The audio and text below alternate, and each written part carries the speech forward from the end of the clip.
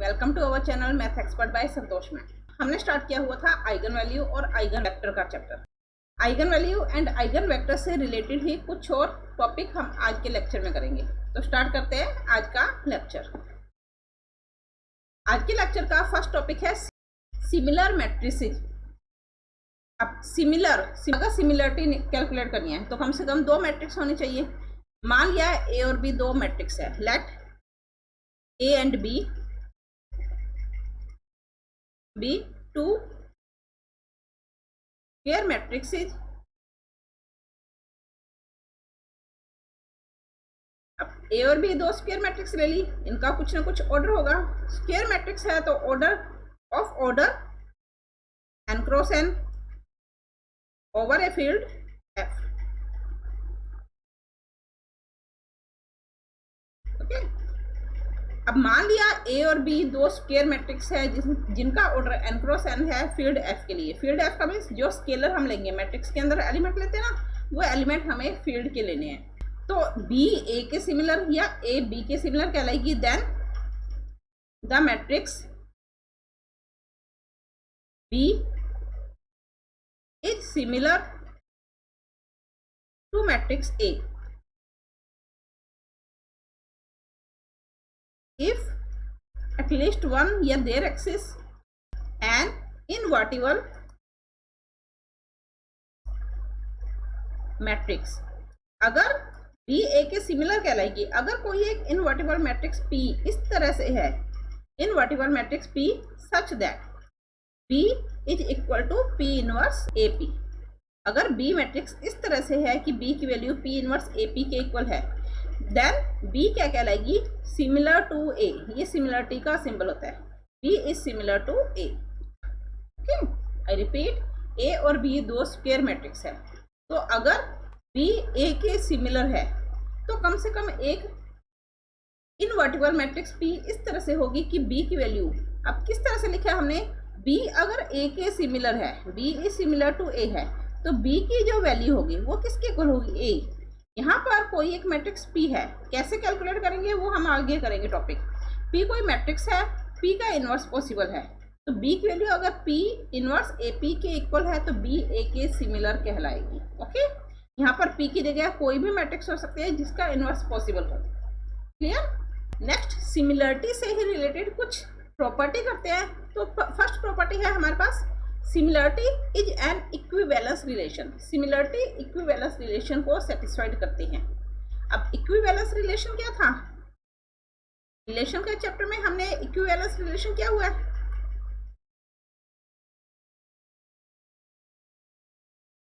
Equivalence relation, अगर कोई relation reflexive,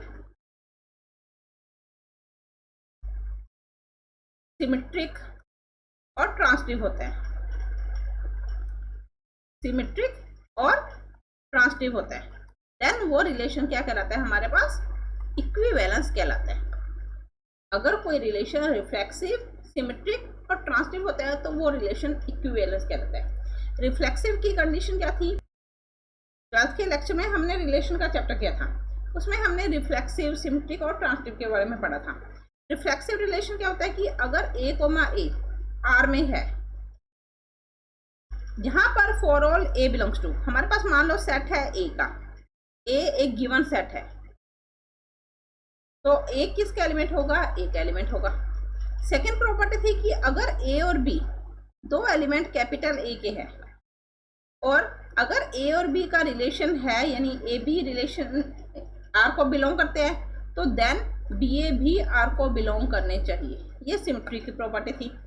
third property transitive की कि अगर A B C A के एलिमेंट है और अगर A और B और C ये R में है तो A और C R में होने चाहिए।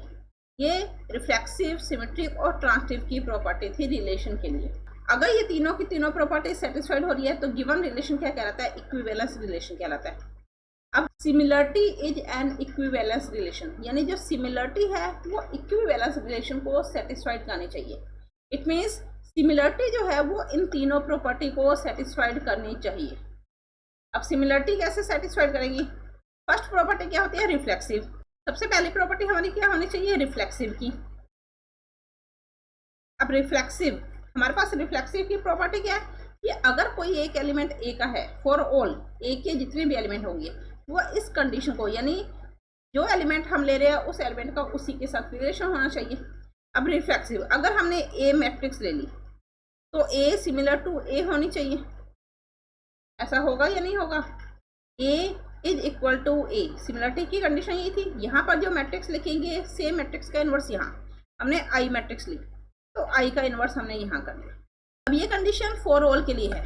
हम कोई भी मैट्रिक्स लें, कोई भी, तो वो अपने आप के सिमिलर होगी, क्योंकि आई मैट्रिक्स लेंगे उसी का इन्वर्स ले लेंगे हम, तो ये आपस में इक्वल ही कहलाएंगे ना, B equal I inverse B I. कोई भी मैट्रिक्स ले तो वो सिमिलरिटी को सेटिस्फाइड करेगी अपने आप के लिए। तो A is similar to A, या इसे हम लिख सकते हैं A is equal to I inverse A I. अब यहाँ पर आई है क्या? यूनिट मैट्रिक्स है। There exists I is a unit matrix. I हमारे पास यूनिट मैट्रिक्स इस तरह से होगी कि ए की वैल्यू आई इनवर्स ए आई की फॉर्म में लिख सकते हैं। हैंस जो सिमिलरिटी है वो रिफ्लेक्सिव को सेटिस्फाइड करेगी। सेकेंड प्रॉपर्टी हमारी सिमेट्रिक की। सिमेट्रिक में क्या होता है कि अगर A is similar to B तो हमें प्रूव क्या करना है? B is similar to A, हमें ये प्रूव करना है। अगर ऐसा कर दे, सिमेट्री का ये मीन्स था ना कि अगर A B से रिलेटेड है तो B A से रिलेटेड होना चाहिए, यानी सिमिलरिटी में अगर A B के सिमिलर है तो B A के सिमिलर होने चाहिए। अब देखो A B के सिमिलर है तो हम क्या लिख सकते हैं? Then A is equal to, यहाँ पर B के सिमिलर है तो B कोई भी मैट्रिक्स उसका इनवर्स। हमें B is similar to A find करना है, यानी यहाँ से B कैलकुलेट करना है। ये हमारे पास है, हमें यहाँ से B कैलकुलेट करना है तो P और P इनवर्स को हटाना पड़ेगा। P इनवर्स का मल्टीप्लाई कर दिया, P का मल्टीप्लाई कर दिया। अगर हमने राइट साइड में किया तो लेफ्ट साइड में भी करेंगे। P इनवर्स का मल्टीप्लाई किया, P का मल्टीप्लाई किया। अब A P इनवर्स और P is equal to associative law apply किया तो P inverse matrix associative law को सेटिस्फाइड करती है ना, P इनवर्स। इसी को अगर हम आगे सॉल्व करें तो यहाँ पर देखो A, सिमिलरिटी की कंडीशन क्या होती है कि जो मैट्रिक्स हम यहाँ पर लेते हैं उसी का इन्वर्स यहाँ पर लेना होता है। हमने यहाँ पर P इन्वर्स ली तो P इन्वर्स का इन्वर्स यहाँ पर लेंगे जो कि P के इक्वल होगा, is equal to P inverse identity B identity. Unit matrix को किसी से भी मल्टीप्लाई करें तो सॉल्यूशन क्या आएगा? वही सेम मैट्रिक्स बनेगी, तो इट मीन्स B। तो B किसके इक्वल आया हमारे पास? B is equal to A, कोई भी एक मैट्रिक्स उस मैट्रिक्स का inverse, it means B is similar to A। अब A B के सिमिलर है, हमने प्रूव कर दिया B A के सिमिलर, तो सिमेट्रिक प्रॉपर्टी सेटिस्फाइड होती है। Third property transitive law.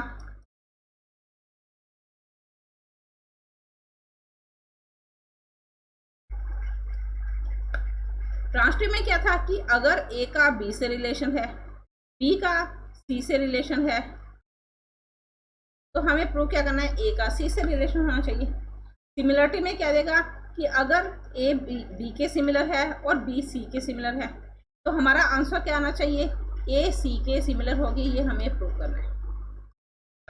अब देखो A B के सिमिलर है, A सिमिलर टू B, तो इसे हम क्या लिख सकते हैं? A is equal to B P और P इनवर्स।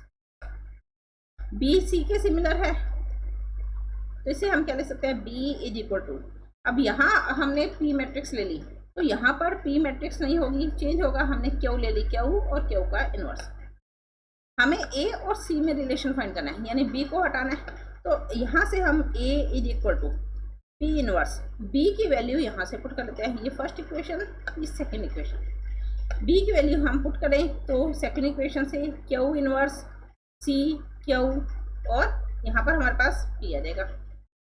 अगेन इसी को और सॉल्व करें तो A is equal to P inverse Q inverse C Q P। Again A is equal to Q P का whole inverse C Q P। तो देखो A यहाँ पर C, जो मैट्रिक्स हमने ली उसी मैट्रिक्स का इनवर्स यहाँ पर आ रहा है, यानी Q P का इनवर्स। तो ये सिमिलरिटी की कंडीशन होगी ना, तो A is similar to C।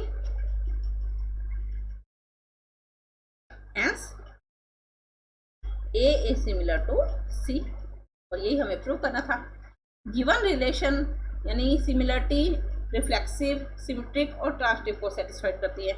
Since similarity is satisfied, reflexive, symmetric and transitive property,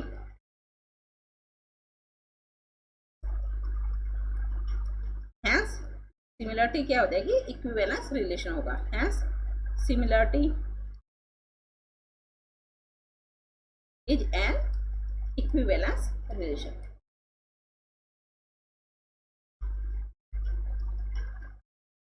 okay, आगे समझ। नेक्स्ट एक और प्रॉपर्टी करते हैं। तो देखो next property, if A similar to B then determinant of A is equal to determinant of B. अगर A B के सिमिलर है तो हमें प्रूव क्या करना है कि दोनों का डिटर्मिनेंट भी इक्वल होता है। अब देखो, if A is similar to B it means A is equal to B, P और पी का इनवर्स। हमें डिटर्मिनेंट में फाइंड करना है। अगर दो मैट्रिक्स इक्वल है तो उनका डिटर्मिनेंट भी इक्वल होता है, तो हमने डिटर्मिनेंट कर दिया। आप लोगों ने मैट्रिक्स में ये पढ़ा होगा, determinant of A B is equal to determinant of A, determinant of P होता है। तो determinant of A is equal to, हम इसे लिख सकते हैं determinant of P inverse, determinant of B and determinant of P. अब ये जो वैल्यू होती है ये तो हमारे पास होती है ए मैट्रिक्स होती है, लेकिन अगर हम उसका डिटर्मिनेंट निकालें तो वो हमारे पास मैट्रिक्स नहीं आती है, कोई भी एक स्केलर वैल्यू आती है। अब स्केलर वैल्यू मान लो 2 आ गया, डिटर्मिनेंट ऑफ बी 3 आ गया। तो अगर हम ए और बी का मल्टीप्लाई करें या determinant of B determinant of A लिखें तो आंसर सेम होगा ना। तो यहाँ पर हम यही करेंगे, बी को अलग से कर दिया, पी इनवर्स और पी को इस तरह से लिख दिया। अगेन देखो, बी में कोई चेंज नहीं किया, डिटर्मिनेंट ऑफ ए और डिटर्मिनेंट ऑफ बी, इसे फिर से हम एक साथ कर देते हैं। पी इनवर्स पी किसके इक्वल होगा, आइडेंटिटी यूनिट मैट्रिक्स के इक्वल। तो ये हमारे पास क्या आ जाएगा, यूनिट मैट्रिक्स। यूनिट मैट्रिक्स का डिटर्मिनेंट क्या होता है, 1 होता है। हैंस प्रूव, जो कि हमें प्रूव करना था। नेक्स्ट थर्ड प्रॉपर्टी, तो देखो next property, similar matrix have the same trace. अगर दो मैट्रिक्स सिमिलर मैट्रिक्स है तो उनका ट्रेस भी सेम होना चाहिए। अब इसके लिए देखो, हमने क्या मान लिया कि let A is similar to B. अगर ए बी के सिमिलर है तो A is equal to B, P और पी इनवर्स। हमें दोनों का ट्रेस फाइंड करना है। हम क्या मान लेते हैं, लेट पी इनवर्स बी, ये इन दोनों का मल्टीप्लाई जो होगा वो एक मैट्रिक्स से होगा ना, इसे हम सी मान लेते हैं। तो ए हम पास क्या देगा, सी पी के इक्वल। हमें ट्रेस फाइंड करना है, तो trace of A is equal to trace of C P. Trace of A is equal to trace of C P का ट्रेस। अगर हमारे पास ए बी का ट्रेस कैलकुलेट करें या बी ए का ट्रेस कैलकुलेट करें तो ये हमेशा इक्वल होता है। ट्रेस ऑफ ए बी और ट्रेस ऑफ बी ए हमेशा इक्वल होता है। कैलकुलेट करके ट्रेस का मीन्स क्या होता है, मैंने आपको पहले बताया था ना, प्रिंसिपल डायगोनल का सम, वो ट्रेस कहलाता है। अब ए बी का ट्रेस करें या बी ए का ट्रेस करें, ये हमेशा ही इक्वल होगा। तो सी पी का ट्रेस करें या पी सी का ट्रेस कैलकुलेट करें, इक्वल होगा। Trace of A is equal to trace of P C. C हमने किसे माना था, पी इनवर्स बी को लिया था।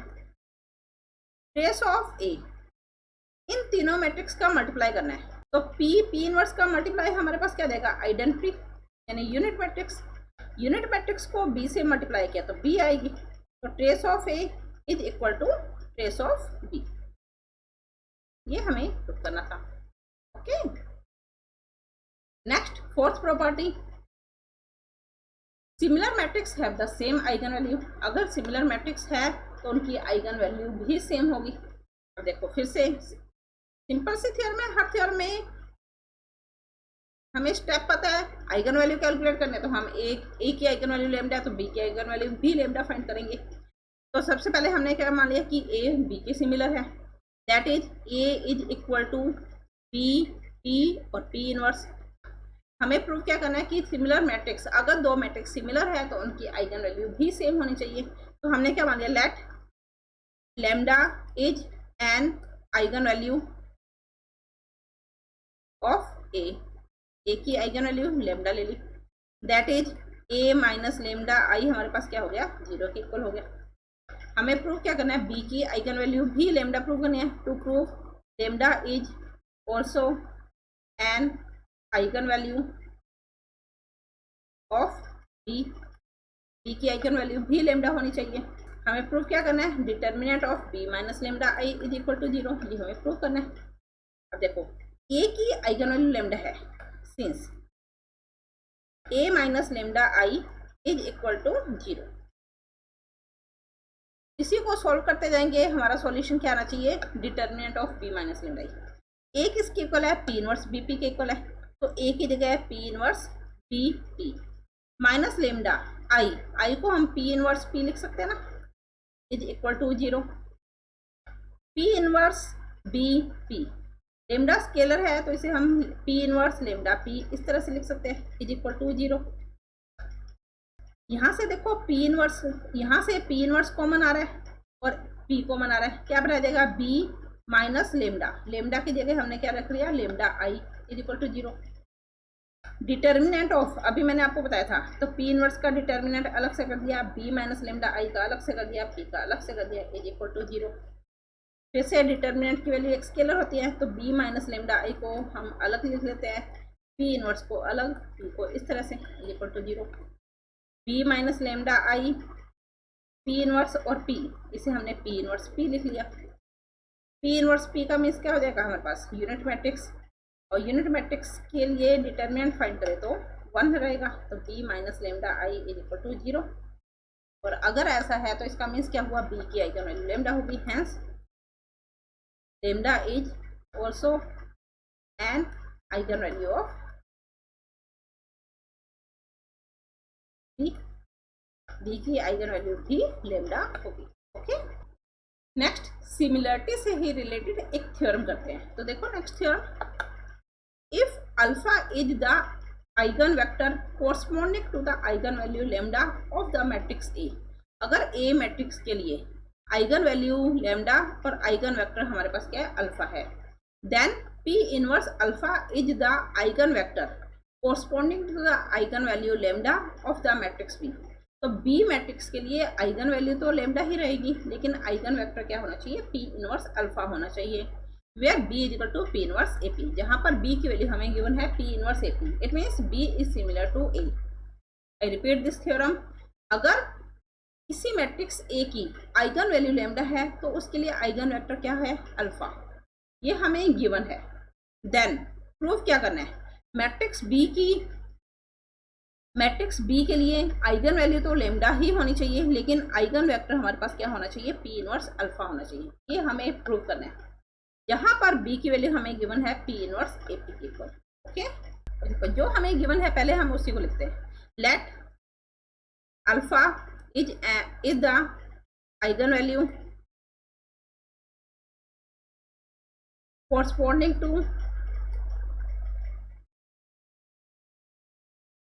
द आइगन वैल्यू नहीं, यहाँ पर eigen vector, sorry, corresponding to the eigen value lambda of matrix A, that is, इसका मीन्स क्या हुआ, A अल्फा की वैल्यू लैम्डा अल्फा के इक्वल होगी, ये मीन्स हुआ ना, A अल्फा, A के साथ A मैट्रिक्स की आइगन वैल्यू लैम्डा, तो A और लैम्डा आइगन वेक्टर अल्फा है तो हमने अल्फा लिख दिया। हमें प्रूफ क्या करना है कि अगर B की वैल्यू P इनवर्स AP के इक्वल है तो B की आइगन वैल्यू लैम्डा ही होनी चाहिए, लेकिन eigen vector P inverse alpha होना चाहिए। Since B is equal to P inverse AP, ये भी हमें गिवन है, इसे हम सेकेंड इक्वेशन ले लेते हैं। अब B की आइगन वैल्यू, अगर हमें A की आइगन वैल्यू निकालनी होती है तो हम क्या लिखते हैं, A अल्फा, आइगन वेक्टर हमें पता ना, अगर ये आंसर लैम्डा अल्फा की इक्वल आ जाए तो सॉल्यूशन होगा कि A की आइगन वैल्यू लैम्डा और आइगन वेक्टर अल्फा है। हमें B के लिए प्रूव करना है कि उसका आइगन वेक्टर क्या होना चाहिए, P इनवर्स अल्फा। अगर ये सॉल्यूशन हम लैम्डा P इनवर्स अल्फा के कैलकुलेट कर ले, मीन्स ये होगा ना कि B की आइगन वैल्यू तो लैम्डा ही रहेगी, लेकिन eigen vector P inverse alpha हो जाएगा। तो B P इनवर्स अल्फा को सोल्व करेंगे, हमारा solution lambda P inverse alpha आना चाहिए। B हमें गिवन है P इनवर्स AP के, पी इनवर्स अल्फा में कोई चेंज नहीं किया। ये पूरी की पूरी एक मैट्रिक्स होगी ना, तो मैट्रिक्स में हमने एसोसिएटिव लॉ अप्लाई कर दिया, P inverse A P inverse alpha. P inverse किसके इक्वल होगा, आइडेंटिटी यानी 1 के अल्फा। यूनिट मैट्रिक्स को ए से मल्टीप्लाई किया तो हमारे पास कोई चेंज नहीं होगा, यानी पी इनवर्स ए अल्फा आ जाएगा। अब ए अल्फा फर्स्ट इक्वेशन से देखो, ए अल्फा लेमडा अल्फा के इक्वल है, ए अल्फा लेमडा अल्फा के इक्वल है। फर्स्ट इक्वेशन से ए अल्फा लेमडा अल्फा के इक्वल है, तो पी इनवर्स ए अल्फा की जगह लेमडा अल्फा। इसकी वैल्यू आई बी पी इनवर्स अल्फा की। लेमडा स्केलर है तो लेमडा को बाहर निकाल दिया, P inverse alpha, B P inverse alpha. देखो B P inverse alpha equal to lambda P inverse alpha, hence P inverse alpha is an eigenvalue, eigenvector corresponding to eigenvalue lambda of matrix B, जो कि हमें prove करना था। Okay, आगे समझ में। Next एक और डेफिनेशन करते हैं। तो नेक्स्ट डेफिनेशन हमारे पास है मिनिमल पॉलिनोमियल। अब मिनिमल पॉलिनोमियल तो आपको पता है कोई भी एक इक्वेशन। मिनिमल पॉलिनोमियल क्या होता है, मान लिया हमारे पास कोई एक मैट्रिक्स है, स्क्वायर मैट्रिक्स है, 2x2 की 3x3 की, ये कोई एक स्क्वायर मैट्रिक्स है।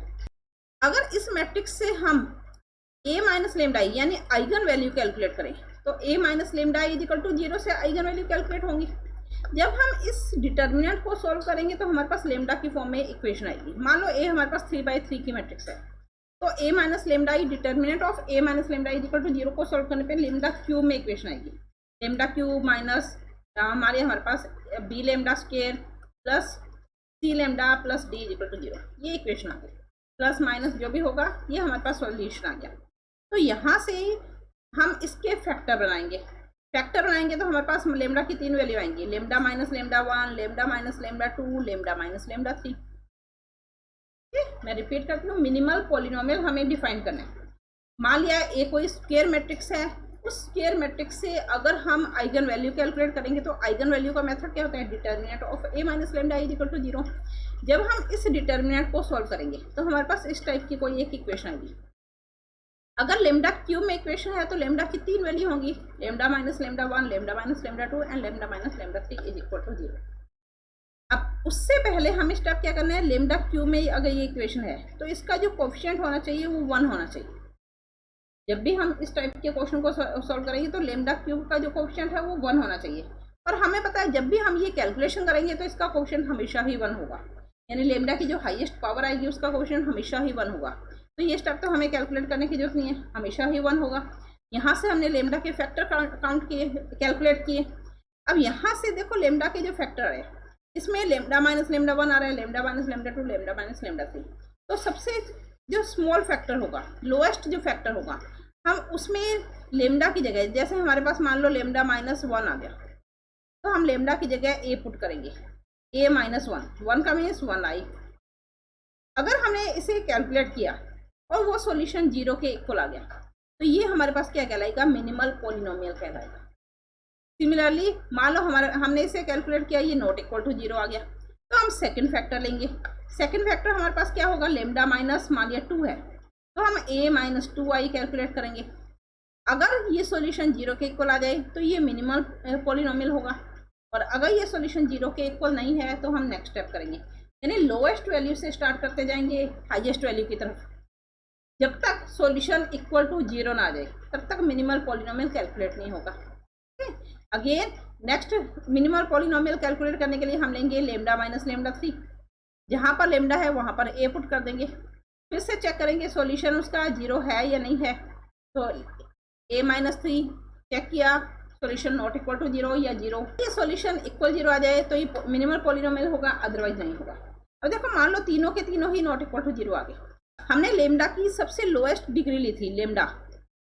अगर ऐसा है कि हम लेमडा की लोएस्ट डिग्री ले रहे हैं लेकिन हमारे पास मिनिमल पॉलिनोमियल कैलकुलेट नहीं हो रहा तो हम नेक्स्ट डिग्री पर जाएंगे। यहाँ पर हमने लेमडा की डिग्री क्या ली थी, 1।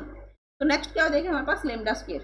लेमडा स्क्वायर में हमारे पास एक तो ये वैल्यू आएगी, इन दोनों का मल्टीप्लाई, तो लेमडा स्क्वायर जैसे मैंने इसे लिया था लेमडा -1 और लेमडा -2, तो लेमडा स्क्वायर -3 लेमडा +2।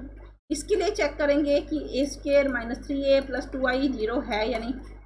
अगर ये 0 आ जाए तो ये मिनिमल पॉलिनोमियल होगा, और अगर ये नॉट इक्वल टू 0 है तो नेक्स्ट सेकंड स्टेप पे जाएंगे। सेकंड स्टेप इन दोनों का मल्टीप्लाई हो सकता है। ठीक है, आगे समझ में। इस तरह से हम लेमडा की हाईएस्ट पावर पर बढ़ते जाएंगे, कब तक, जब तक ये सॉल्यूशन हमारे पास 0 ना आ जाए। ए पुट करने पे सॉल्यूशन 0 ना आ जाए। अब देखो इसको डिफाइन किस तरह से करेंगे। Let A is an n square matrix over f। मान लिया हमारे पास A कोई स्क्वायर मैट्रिक्स है ओवर फील्ड f, जो स्केलर लेने हैं वो फील्ड के हो जाएंगे, and there are non zero polynomial px। अब A मैट्रिक्स को सॉल्व किया तो हमारे पास क्या आया था, लेमडा -λ1 लेमडा -λ2 ये आए थे। तो there are non zero polynomial px हमारे पास क्या आ गया, नॉन जीरो पॉलिनोमियल आ गया, यानी इक्वेशन की फॉर्म में आ गई। फॉर विच, अब जो पॉलिनोमियल आई नॉन जीरो पॉलिनोमियल, उसमें x की जगह a पुट किया तो वो सॉल्यूशन अगर 0 आ रहा है, सच ए पॉलिनोमियल, जहां पर ये सॉल्यूशन 0 आ जाए, सच ए पॉलिनोमियल इज कॉल्ड, तो ये पॉलिनोमियल क्या कहलाएगा, मिनिमल पॉलिनोमियल कहलाएगा, और इसे डिनोट किया जाता है mx से। ओके, इसे समझने के लिए हम कुछ थ्योरम और एग्जांपल करेंगे। तो देखो first theorem, the minimal polynomial of a matrix और of a linear operator, matrix भी हो सकती है, लीनियर ट्रांसफॉर्मेशन भी हो सकता है, इज यूनिक। किसी भी मैट्रिक्स के लिए या किसी भी लीनियर ट्रांसफॉर्मेशन के लिए जो मिनिमल पॉलिनोमियल होगा वो यूनिक होना चाहिए। इट मीन्स किसी भी मैट्रिक्स के लिए अगर हम मिनिमल पॉलिनोमियल कैलकुलेट करेंगे तो वो मिनिमल पॉलिनोमियल एक सिंगल वैल्यू आनी चाहिए, एक से ज़्यादा पॉलिनोमियल नहीं होने चाहिए। देखो मान लिया हमारे पास ए कोई मैट्रिक्स है, let A is a square matrix, N square matrix, A कोई n स्क्वायर मैट्रिक्स है, मीन्स रो और कॉलम की संख्या n है। किसी भी मैट्रिक्स के लिए मिनिमल पॉलिनोमियल यूनिक होना चाहिए। जब भी यूनिक की थ्योरम आ जाए, मैंने आपको पहले भी बताया हुआ है, जब भी यूनिक की थ्योरम आ जाए तो उसे नॉट यूनिक लेके प्रूव करेंगे, और हमने जो माना है या तो वो गलत होगा या हमने जो नॉट यूनिक लिया है वो दोनों वैल्यू सिमिलर आ जाएंगे। तो हमने क्या मान लिया, हमें प्रूव क्या करना है, to prove minimal polynomial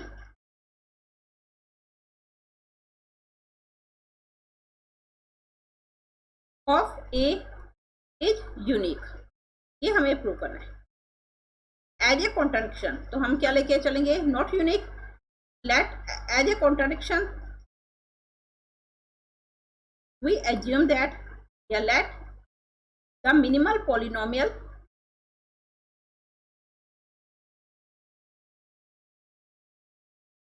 of A is not unique, unique नहीं है। अब यूनिक नहीं है इट मीन्स एक से ज्यादा मिनिमल पॉलिनोमियल होंगे, तो लेट m1x, मिनिमल पॉलिनोमियल को mx से लिखते थे ना, तो let m1x and m2x are two minimal polynomial of A के दो मिनिमल पॉलिनोमियल ले लिए। अब अगर a के दो मिनिमल पॉलिनोमियल m1x और m2x है, दैट इज m1x की जगह a पुट किया तो सॉल्यूशन 0 आएगा, इसी तरह से m2x की जगह a पुट किया तो सॉल्यूशन क्या होगा, 0 होगा। अगेन सिंस अब m1x, इसका मीन्स क्या है, ये एक पोलिनोमियल है। पोलिनोमियल किसी भी पावर में हो सकता है, हमें तो नहीं पता है ना यहाँ पर कि इसकी हाईएस्ट पावर क्या होगी, तो हम क्या लिखते हैं, let m1x equal to x की power n plus a1 x की power n-1 plus a2 x की power n-2 plus and so on an। अब इसी तरह से m2x हमने क्या ले लिया, x की power n plus b1 x की power n-1 plus b2 x की power n-2 plus and so on bn। ये हमने दो मिनिमल पॉलिनोमियल ले लिए, यानी m1x की वैल्यू m2x की वैल्यू। हमने x की पावर n में क्यों रखी, a हमने n स्क्वायर मैट्रिक्स ली थी, तो हमें ये तो पता है ना कि बाय कैली हैमिल्टन थ्योरम ये पार्ट हमारे पास हमेशा ही 0 होगा x की वैल्यू a पुट करने पे। तो हमने m1x और m2x को x की पावर n की फॉर्म में रख लिया। x की जगह अगर हम a रखें तो हमें पता है कि m1 a की वैल्यू 0 के इक्वल है, m2 a की वैल्यू 0 के इक्वल है। इसे हम equation number 3rd and 4th रखते हैं। तो from equation 3rd and 4th third और फोर्थ में हम x की जगह a रखते हैं, तो m1a is equal to a की power n plus a1 a की power n-1 plus a2 a की power n-2 plus and so on an। इसी तरह से m2 x की जगह a रखा तो हमारे पास सॉल्यूशन क्या आया, a raise to power n plus b1 a raise to power n-1 plus b2 a raise to power n-2 plus and so on bn। m1a ये भी 0 के इक्वल है, m2a ये भी 0 के इक्वल है। ये इक्वेशन हमारे पास fifth and this sixth equation. अगर हम फिफ्थ इक्वेशन में से सिक्स्थ इक्वेशन को सब्ट्रैक्ट कर ले तो a raise to power n से a raise to power n cancel हो जाएगा।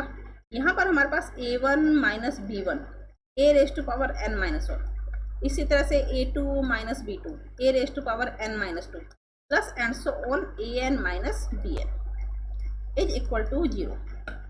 अब इन सब का एडिशन 0 कब होगा, अब a तो 0 नहीं है, a नॉन जीरो मैट्रिक्स है। यहाँ पर a जो मैट्रिक्स हमने ली है ये हमेशा नॉन जीरो होगी, a is a non zero n square matrix. अब a अगर नॉन जीरो मैट्रिक्स है तो a raise to power n-1 n-2 and so on, ये तो नॉन जीरो होंगे। It means a1 minus b1 हमारे पास 0 हो जाएगा, या इसे हम लिख सकते हैं a1 equal b1, a2 minus b2 0 के इक्वल हो जाएगा। It means a2 is equal to b2 and so on an minus bn equal 0। It means an equal bn। m1a किसके इक्वल था, m1x किसके इक्वल था, x raise to power n plus a1 x raise to power n-1 plus a2 x raise to power n-2 plus and so on an। ये m1x की value थी। x raise to power n, a1 की value b1 के equal है, अभी हमने calculate किया ना।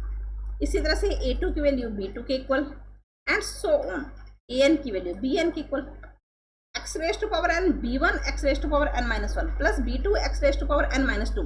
यहाँ से देखो ये किसके इक्वल है, हमारे पास m2x के इक्वल है, तो ये वैल्यू m2x के इक्वल आ जाएगी।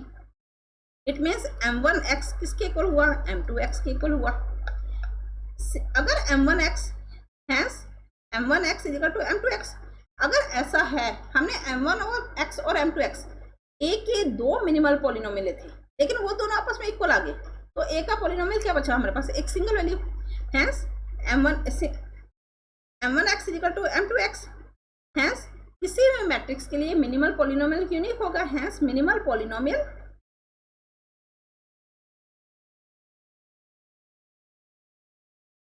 Of a matrix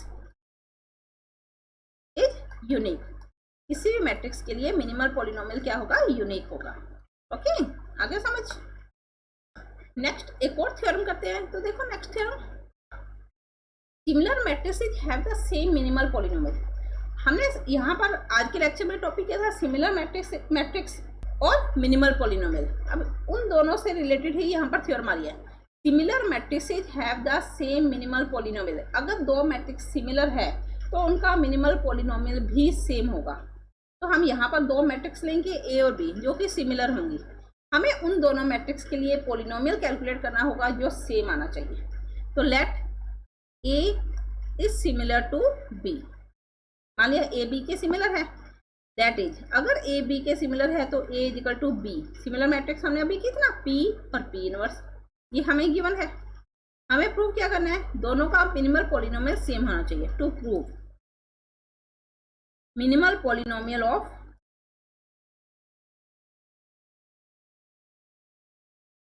a and b are same, इन दोनों का मिनिमल पॉलिनोमियल सेम होना चाहिए। a की वैल्यू p इनवर्स bp के इक्वल है, since a is equal to p inverse bp। अगर हम p इनवर्स bp का स्क्वायर करें तो सॉल्यूशन क्या आएगा हमारे पास, p inverse bp p inverse bp। ये मैट्रिक्स है, मैट्रिक्स एसोसिएटिव लॉ को सेटिस्फाइड करती है, तो इसे हम p इनवर्स b और p इनवर्स और b हमने एसोसिएटिव लॉ अप्लाई कर दिया। Okay, p inverse b, p और p इनवर्स यूनिट मैट्रिक्स हो जाएगी, जिसे मैं डायरेक्ट हटा रही हूँ b p। Again associative law apply करें तो ये क्या देगा, p inverse b square p, किसकी वैल्यू है p इनवर्स b p का होल स्क्वायर। अब अगर हम होल स्क्वायर करें तो पी इनवर्स में कोई चेंज नहीं हुआ, पी में कोई चेंज नहीं हुआ। पी इनवर्स बीपी का होल स्क्वायर किया तो ये किसके इक्वल आया, इनवर्स में कोई चेंज नहीं हुआ, पी में कोई चेंज नहीं हुआ, सिर्फ बी का स्क्वायर हुआ। इसी तरह से अगर हम P inverse B P whole cube calculate करें तो ये सॉल्यूशन क्या होगा, हमारे पास पी इनवर्स और पी में तो कोई चेंज नहीं होगा, बी क्यूब हो जाएगा and so on. P inverse B P whole power के करें तो पी इनवर्स और पी में कोई चेंज नहीं, बी रेस्ट पावर के और पी हो जाएगा। ओके, अब हमारा क्वेश्चन क्या था, minimal polynomial similar matrix have the same minimal polynomial. अगर दो मैट्रिक्स सिमिलर है तो उनका मिनिमल पॉलिनोमियल भी सेम होगा। तो हमने क्या मान लिया कि लेट मिनिमल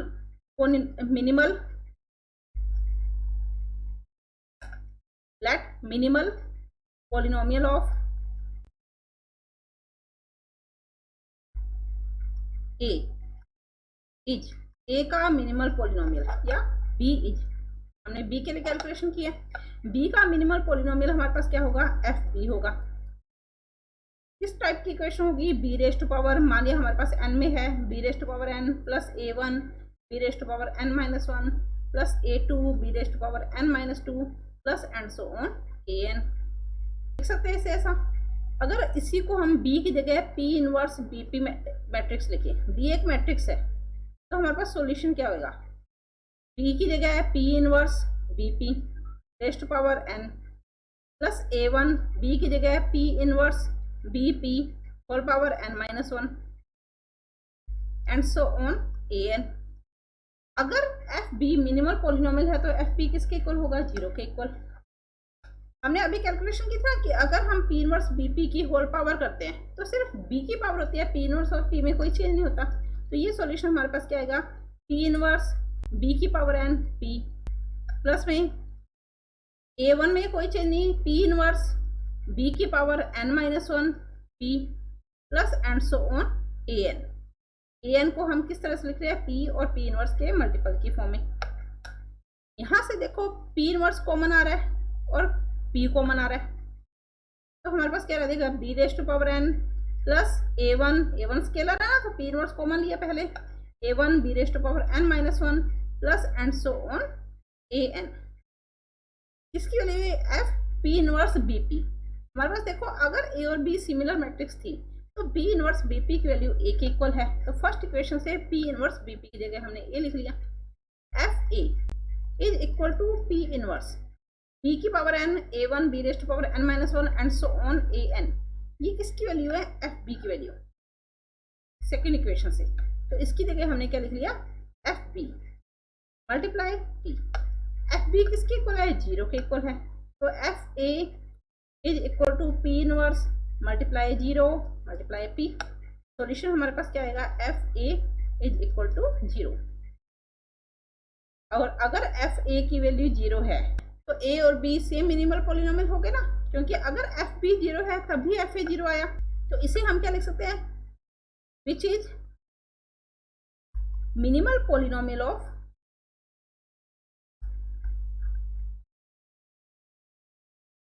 ए, जो कि ए का मिनिमल पॉलिनोमियल है। अब देखो एफ ए जीरो आया, एफ एक्स मान लो हमारे पास कोई भी पॉलिनोमियल है, एक्स की जगह ए रखा जीरो आ रहा है, एक्स की जगह बी रखा जीरो आ रहा है।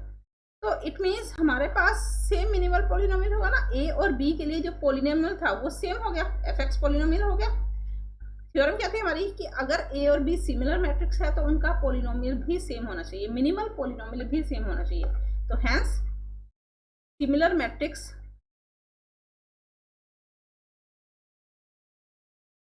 have the same minimal polynomial.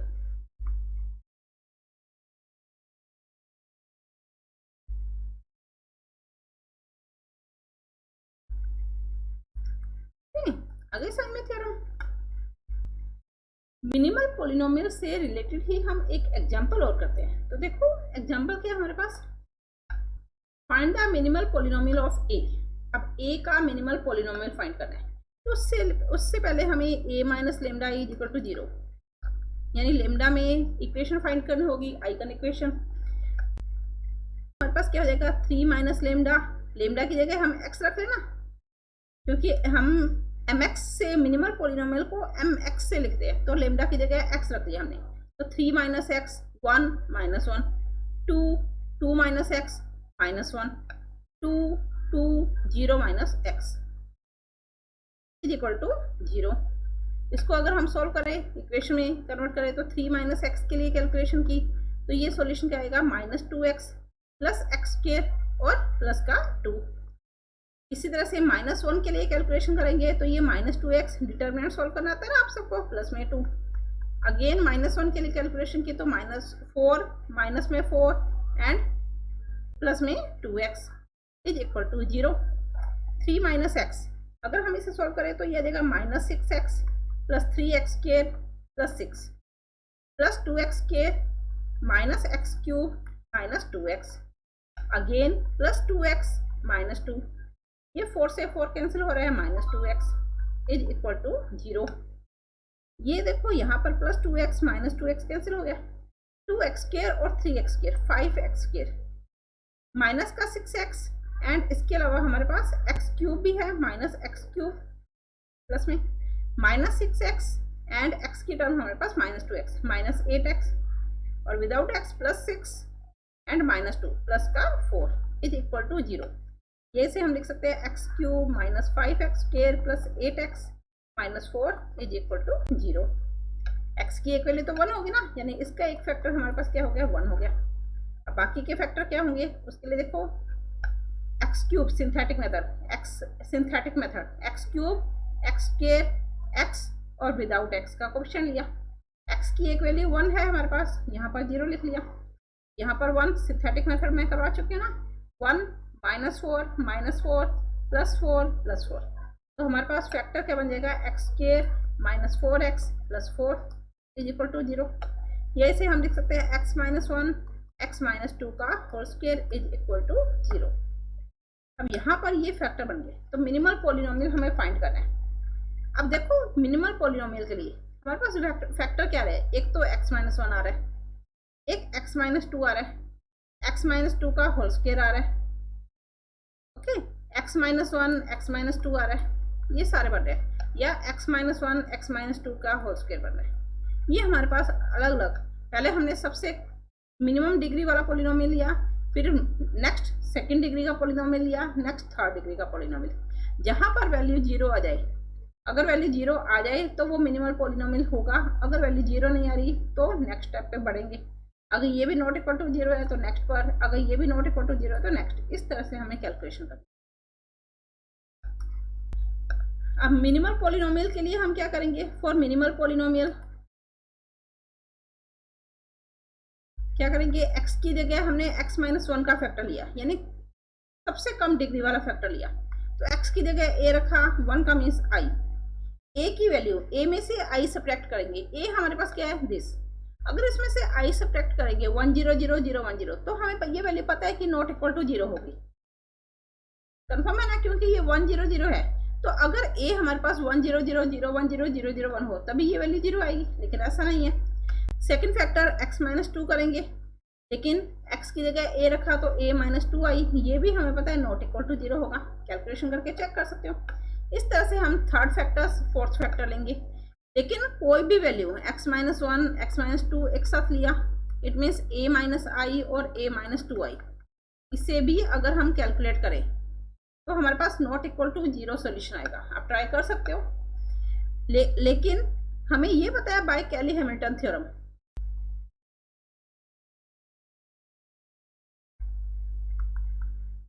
Kelly Hamilton theorem से हमें पता ना कि अगर x की जगह हम a रखें तो ये सॉल्यूशन कन्फर्मली 0 के इक्वल होगा ही होगा। तो lambda minus a minus 1 a minus 2 का whole square is equal to 0, ये कन्फर्म है कि 0 आएगा ही आएगा। इट मीन्स हमारे पास ये fa की वैल्यू, ये हमारे पास ma की वैल्यू होगी।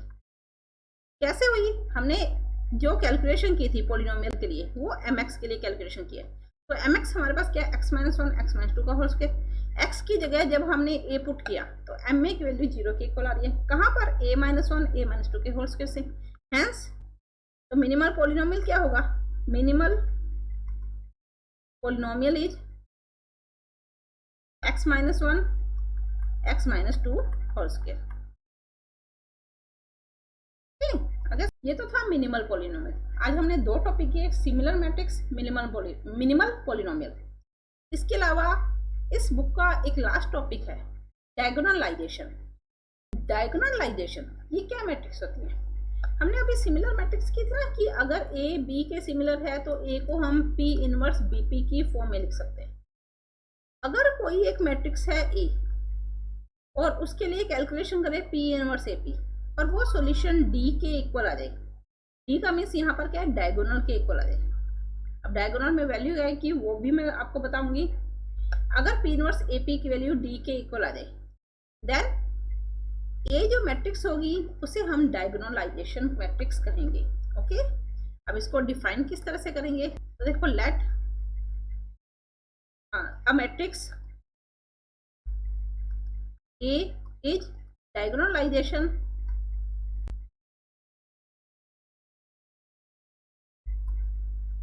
if there exists यानी at least one an invertible matrix P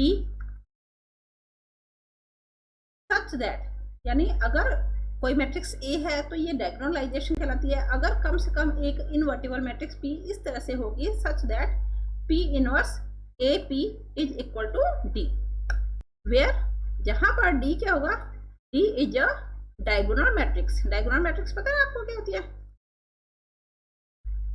जहां पर सिर्फ डायगोनल की वैल्यू आती है, बाकी सारी वैल्यू जीरो हो जाती है। That is P inverse A P is equal to D. D का मीन्स हमारे पास क्या है, डायगोनल मैट्रिक्स। मैंने आपको क्या बताया, डायगोनल के अंदर वैल्यू क्या आएगी ये भी मैं आपको बता सकती हूँ। हमारे पास मैट्रिक्स ए है, अगर हम इस मैट्रिक्स के लिए आइगन वैल्यू कैलकुलेट करें तो आइगन वैल्यू, मान लिया हमारे पास nth ऑर्डर की ये मैट्रिक्स है, इसका ऑर्डर क्या है, हमारे पास n ऑर्डर है। तो अगर हम इस यहाँ से आइगन वैल्यू कैलकुलेट करें तो हमारे पास n आइगन वैल्यू आएगी। तो यहाँ पर डायगोनल की जो वैल्यू आएगी, पी इनवर्स ए पी है क्या, डी के इक्वल है।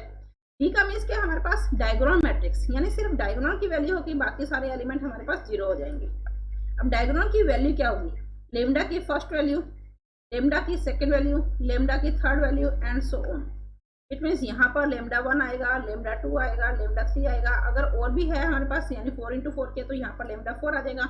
तो ये डायगोनल की वैल्यू आ जाएगी हमारे पास, और इसके अलावा बाकी सारे एलिमेंट जीरो होंगे। और ये कंफर्म है कि अगर ए मैट्रिक्स डायगोनलाइजेशन मैट्रिक्स है तो पी इनवर्स एपी का जो सॉल्यूशन आएगा वो डायगोनल मैट्रिक्स की फॉर्म में ही होगा और डायगोनल की वैल्यू लेमडा 1, लेमडा 2, लेमडा 3 के इक्वल होगी। ओके, डायगोनलाइजेबल मैट्रिक्स अभी मैंने आपको बता दिया ना कि ये डी मैट्रिक्स ये क्या करती है, डायगोनलाइजेबल मैट्रिक्स कहलाती है। तो D is equal to P inverse AP, ये मैट्रिक्स क्या कहलाएगी हमारे पास, डायगोनलाइजेशन मैट्रिक्स कहलाती है। ओके, किस तरह से कैलकुलेशन करनी है, हमें पी कैसे कैलकुलेट करेंगे, पी इनवर्स कैसे कैलकुलेट करेंगे, ये सारा मैं आपको एक क्वेश्चन में बताती हूँ। इसकी मैं 3 क्वेश्चन कराऊंगी, तीनों अलग अलग मेथड से। क्वेश्चन सेम होगा, कैलकुलेशन सेम होगी, लेकिन तीनों में कुछ ना कुछ चेंज होगा। तो देखो, first question, show that the following matrix A is diagonalisable. तो हमें प्रूव क्या करना है कि ये मैट्रिक्स डायगोनलाइजेबल है। कोई भी मैट्रिक्स डायगोनलाइजेबल कब होती है, अगर हम P inverse A P calculate करें और वो सॉल्यूशन हमारे पास डायगोनल मैट्रिक्स की फॉर्म में आ जाए, तो ये गिवन मैट्रिक्स हमारे पास डायगोनलाइजेशन मैट्रिक्स कहलाती है।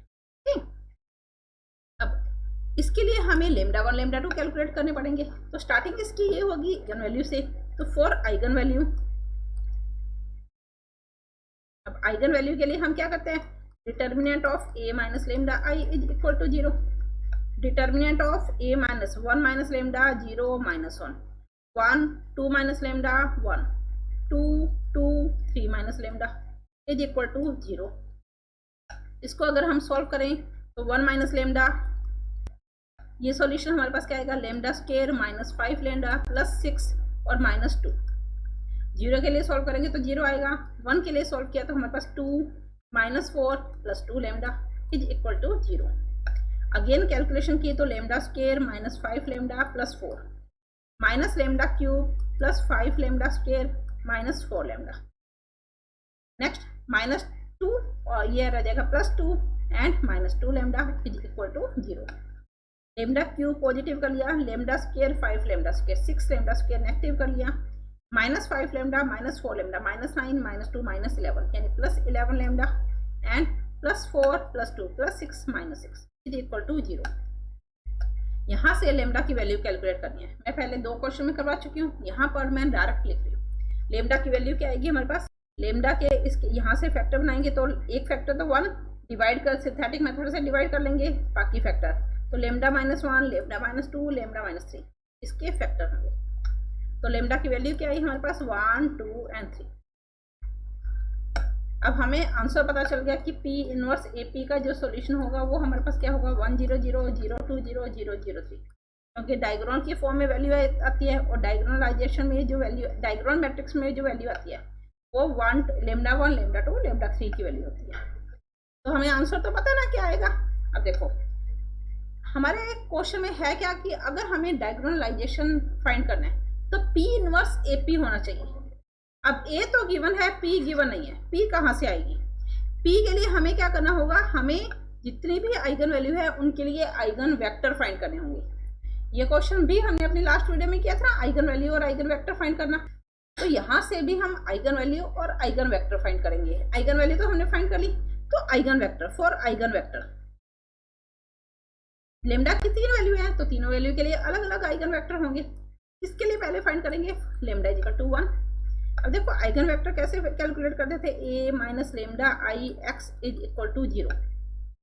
a माइनस लेमडा आई हम यहीं पर करें, a माइनस लेमडा आई हमारे पास ये है, लेमडा की वैल्यू क्या है 1 है। अगर हम इसमें 1 रख दे तो a माइनस लेमडा आई आ जाएगा ना, तो 0 0 -1 0 0 -1 लेमडा की जगह 1 पुट करते जाएंगे, तो 1 1 1 एंड 2 2 2 1 1 1 एंड 2 2 2। x की जगह क्या देगा x1 x2 x3 is equal to 0 0 0। अच्छी तरह से कंप्लीट मैं आपको लास्ट वीडियो में करवा चुकी हूँ। यहाँ से कैलकुलेशन करें तो x3 is equal to 0, x1 plus x2 plus x3 is equal to 0। Third equation भी सेम होगी, 2 कॉमन आ जाएगा। अब अगर x3 0 है तो x1 plus x2 is equal to 0। इसे हम लिख सकते हैं x1 is equal to minus x2, x1 upon x2 is equal to -1 upon 1 या 1 अपॉन -1। तो आइगन वेक्टर हमारे पास क्या आएंगे, आइगन वेक्टर किसके लिए, for lambda is equal to 1, x is equal to x1 x2 and x3। ये eigen vector होंगे लेमडा की वैल्यू 1 के लिए। इसी तरह से लेमडा की वैल्यू 2 के लिए फाइंड करेंगे। Now again for lambda is equal to 2, अगर हम लेमडा की वैल्यू 2 पुट करें a minus lambda I x में इज इक्वल टू 0। अब देखो a माइनस लेमडा आई, अब इसमें अगर हम लेमडा की वैल्यू 2 पुट करें तो सॉल्यूशन क्या आएगा -1 0 -1 -1 0 -1। नेक्स्ट हमारे पास है 1 2 रखा तो 0 आ जाएगा, 1 0 1 and 2 2 1 1 0 1 and 2 2 1। x1 x2 x3 is equal to 0 0 0। Solve करें अगर हम इक्वेशन को तो x1 plus x3 is equal to 0 और सेकेंड इक्वेशन भी सेम होगी। Next 2x1 plus 2x2 plus x3 is equal to 0। यहाँ से देखो अगर हम x1 की वैल्यू -x3 पुट कर दे तो ये आ जाएगा हमारे पास x1 की जगह -x3, 2x3 plus 2x2 plus x3 is equal to 0। या इसे हम लिख सकते हैं 2x2 और -x3 इज इक्वल टू 0, या इसी को हम लिख सकते हैं 2x2 is equal to x3 और यहाँ पर हमारे पास x1 is equal to -x3। अब देखो हमें वैल्यू कैलकुलेट करनी है। अगर x2 बाय x3 करें तो हमारे पास क्या आएगा 1/2, यानी x2 की वैल्यू 1 x3 की वैल्यू 2, 2 की वैल्यू हमारे पास क्या 1 और x3 की वैल्यू 2। अगर x3 की वैल्यू 2 है तो x1 और x3 में क्या रिलेशन है, नेगेटिव साइन का, तो x1 की वैल्यू हमारे पास क्या हो जाएगी -2। It means eigen vector for lambda is equal to 2 क्या हो जाएंगे हमारे पास x1 x2 and x3। Okay, इसी तरह से हम आइगन वेक्टर निकालेंगे किसके लिए, थर्ड वैल्यू के लिए। थर्ड वैल्यू क्या थी, lambda is equal to 3। Lambda की वैल्यू 3 पुट करें तो हमारे पास a minus lambda I x is equal to 0। Lambda की जगह 3 रखा तो मैट्रिक्स क्या बनेगी, -2 0 -1 1 -1 1 and 2 2 0। x1 x2 x3 is equal to 0 0 0। यहाँ से अगर हम मैट्रिक्स बनाए तो मैट्रिक्स, यहाँ से अगर हम इक्वेशन बनाए तो इक्वेशन क्या बनेगी, 2x1 plus x3 is equal to 0। x1 plus x2 sorry minus x2 plus x3 is equal to 0 and 2x1 plus 2x2 2 common ले लिया इज इक्वल टू 0। ओके, ये देखो ये 3 इक्वेशन है। फर्स्ट इक्वेशन 1 और 3 में है। अगर हम इन दोनों को भी 1 और 3 में कैलकुलेट कर लें, यानी 2 को रिमूव कर दें, तो सेकंड प्लस थर्ड, x2 से x2 कैंसिल हो जाएगा, 2x1 plus x3 is equal to 0। First equation same है। और अगर ऐसा आ जाए तो हम क्या लिखेंगे, 2x1 is equal to minus x3, x1 upon x3 is equal to -1/2, यानी x1 की वैल्यू -1 और x3 की वैल्यू 2। देन x2 की वैल्यू क्या आ जाएगी हमारे पास, x1 की ऑपोजिट साइन में होगी, इट मीन्स +1। तो हमारे पास आइगन वेक्टर क्या है, then eigen vector for lambda is equal to 3, x is equal to x1 x2 x3 -1 +1 और +2, -1 +1 और +2। अब हमारा टॉपिक क्या था, आइगन वैल्यू या आइगन वेक्टर नहीं था, हमें P इनवर्स AP कैलकुलेट करना है। A हमें गिवन है, P हमें कैलकुलेट करना है, उससे P इनवर्स आ जाएगा। तो P क्या होगा, now P is equal to, हमने 3 आइगन वेक्टर कैलकुलेट किए ना। फर्स्ट आइगन वेक्टर हमारे पास क्या आया, लेमडा की वैल्यू 1 के लिए था, लेमडा की वैल्यू 1 के लिए आइगन वेक्टर -1 +1 0। तो हम यहाँ पर क्या लिखेंगे, -1 +1 0। सेकेंड आइगन वेक्टर हमारे पास क्या था, -2 1 2। तो यहाँ पर हम क्या लिखेंगे, सेकंड कॉलम में -2 1 2 एंड थर्ड आइगन वेक्टर -1 1 2। ये मैट्रिक्स P मैट्रिक्स कहलाती है। अगर P हमें पता है तो P का इनवर्स कैलकुलेट कर सकते हैं। P इनवर्स किसके इक्वल होता है, adjoint of P upon determinant of P। अगर हम यहाँ से P का डिटर्मिनेंट फाइंड करें तो देखो -1 2 -2 0 +2, ये हमारे पास आ जाएगा 2, -1 और ये सॉल्यूशन आ जाएगा हमारे पास 2। It means 0 4 2 4 -2 2। तो डिटर्मिनेंट ऑफ P तो 2 हो गया, एडजॉइंट ऑफ P मैं डायरेक्ट लिख रही हूँ, कैलकुलेशन आपको पता ना, -1 के लिए कैलकुलेशन करेंगे तो 2 -2 यहाँ पर 0, सिंबल कैसे आएंगे, प्लस माइनस प्लस, इसी तरह से minus plus minus plus minus plus. Calculation 1 2 के लिए करेंगे, सॉल्यूशन यहाँ पर लिखेंगे। -2 के लिए कैलकुलेशन की तो 2 - 0 2 माइनस का, -1 के लिए कैलकुलेशन की तो अगेन 2 प्लस का, नेक्स्ट 1 के लिए कैलकुलेशन की तो -4 + 2 माइनस का 2, माइनस पहले से है तो +2। इसी तरह से नेक्स्ट कैलकुलेशन -2, नेक्स्ट कैलकुलेशन -2 आएगी तो यहाँ पर +2, नेक्स्ट में -1। ये मैट्रिक्स हमारे पास क्या हो जाएगी, P इनवर्स। अब हमें कैलकुलेशन क्या करनी है, P inverse AP। Now P inverse AP, ये मैंने एडजॉइंट कैलकुलेट करके आपको बता दिया। P inverse AP, P inverse का मीन्स 1/2 0 -2 2 2 -2 2 -1 0 1। A हमें गिवन है,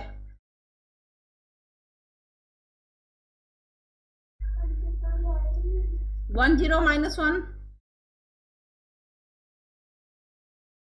1 2 1 एंड 2 2 3। इसी तरह से P के हमारे पास -1 -2 -1 1 1 1 0 2 2। अब सॉल्यूशन हमें पता है, मल्टीप्लाई करना है। दो मैट्रिक्स को अगर मल्टीप्लाई करें तो ये तो सेम रख रहे हैं हम, 0 2 -1 -2 -2 0 एंड 2 2 1। इन दोनों मैट्रिक्स का अगर हम मल्टीप्लाई करें तो मल्टीप्लाई क्या होगा हमारे पास, मैं डायरेक्ट लिख रही हूँ मल्टीप्लिकेशन। इन दोनों मैट्रिक्स को मल्टीप्लाई किया तो हमारे पास सॉल्यूशन आ गया। इसी तरह से फिर से दो मैट्रिक्स का मल्टीप्लिकेशन करेंगे तो सॉल्यूशन क्या होगा, इन दोनों मैट्रिक्स को मल्टीप्लाई किया तो हमारे पास सॉल्यूशन है 2 0 0 0 4 0 0 0 6, 2 से डिवाइड किया तो 1 0 0 0 2 0 0 0 3। हमारे पास लेमडा की वैल्यू क्या आई थी 1 2 और 3, तो देखो डायगोनल की वैल्यू 1 2 3, पी इनवर्स एपी की value 1 2 3। It means P inverse AP किसकी इक्वल हो गया, डायगोनल मैट्रिक्स की इक्वल हो गया, जहां पर डायगोनलाइजेशन की वैल्यू हमारे पास क्या होगी 1 2 3। और इसका मीन्स क्या हुआ कि हमारे पास ए मैट्रिक्स गिवन मैट्रिक्स डायगोनलाइजेशन मैट्रिक्स होगी। ओके, आगे समझ।